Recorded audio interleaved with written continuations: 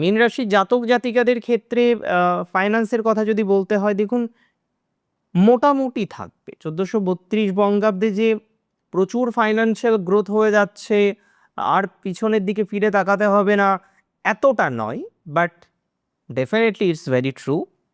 অনেকটা অনেকটা আপনি অগ্রগতি ধীরে ধীরে করতে পারবেন। তবে মিনের রেজলিউশনের মধ্যে রাখতে হবে নিজের স্বাস্থ্যের উপরে যত্ন।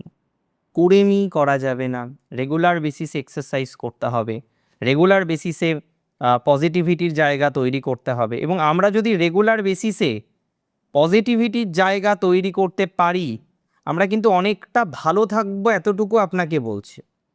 রেগুলার বেসিসে কিছু এক্সারসাইজ করুন, মনটাকে নিয়ন্ত্রণ করার চেষ্টা করুন, মাইন্ডটাকে আরও বেশি রিফ্রেশ করার চেষ্টা করুন।